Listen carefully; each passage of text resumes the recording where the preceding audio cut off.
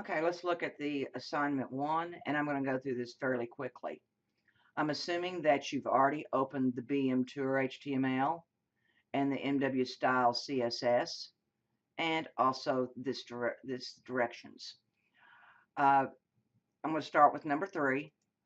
We need to make sure that you put your IDs in the correct place, the 2 headers and the 2 sections. So when I go to the HTML, I notice that in my section, both of them, I have my ID equals left and my ID equals right. In the headers area, or the header, I have my page header for one of my IDs and article header for the second ID, as stated in the directions. Now, once you save that, then we need to start with actually adding the styles. We do a font list for our body. Now, when we look at this, body's normally at the top. We start general. I have my body tag, and then this is a font family. It will go through the list and it will apply the first one hit.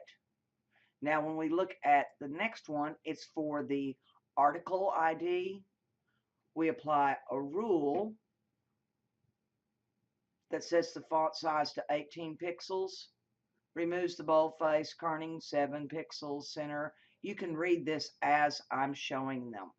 Okay, for number 6 in the article header, that's the ID. We have our letter spacing, which is the kernel, for 7. We have the font size and the font weight, 18 normal, and the alignment is center. Now, as we go down, the background color is set to a value of red, green, blue, the line height, and we get rid of the bullet list markers. Okay, so when we look at this, again, as we go down, we're setting for the nav. We've got our background color, RBG. We have our line height. To get rid of bullets, it's always a list something for the bullets. List style type, we have none. We're not going to do a list style images or anything else. Now, once I want to work with the anchor tags that are inside the LIs that are nested in the ULs for the navigation, okay, these are the really links that we're talking about. The color I'm changing to white. I also want it to have more of a opaque style. And in order to work with the links, I have to take the text decoration off for none. Now, as we go down, it wants you to work with the hover on the links. So when I hover, which is a state, remember, these have to go in a particular order. This is on the UL, the entire list, not just the individual, the entire list. I have a background color, and I also make a wheel marker appeal. Now, I don't do them on the individual one because I want the whole list to be applied. Whenever I want the list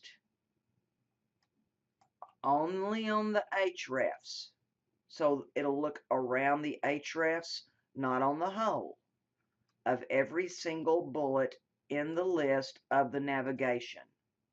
I want it again to have a red, green, blue hue with opaque. Now, as I go down, we're going to start looking more at the sections. So I look at the directions. Eventually, I'm going to get down to the left section when we're working for it. Here's the right section down on 13, but we want the left section, okay? That's number 10. Some of these I told you could skip. I'm going to go ahead and show them so you'll know how to do them. So the children, the direct children of the left section ID, we set these. So when I say I want the direct, I still have to have my ID, my direct, meaning directly underneath. There's my font size. Now, This is the one I told you didn't have to do. That first line of the first paragraph. Doesn't work in all browsers, but I can tell it.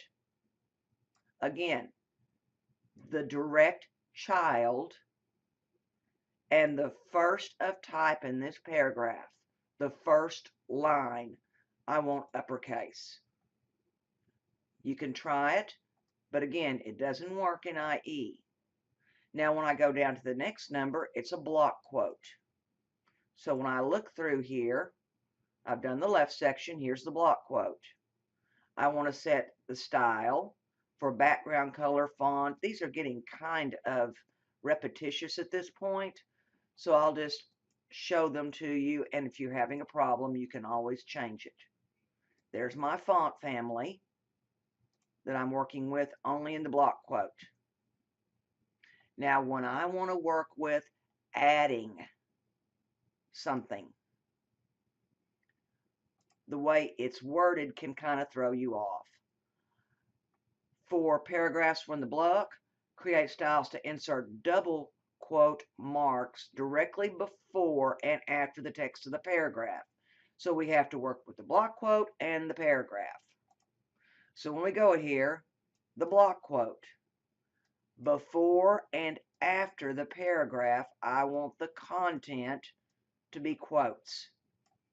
It sounds pretty easy and looks pretty easy when I show you. It may not have been as easy when you looked it up. Now, as we go down, we're working with the right section. There's nothing new here. We've done all of these. So I'm just affecting the H1, 2, and the paragraph of the right section. Now for the footer, I only want the address in the footer. And again, this is repetitious at this point, so I won't go over them directly. That is the entire assignment 1. I hope it didn't give you too many problems. If you still have any questions, please come and talk with me. I'll get the grades posted as soon as possible. Thank you.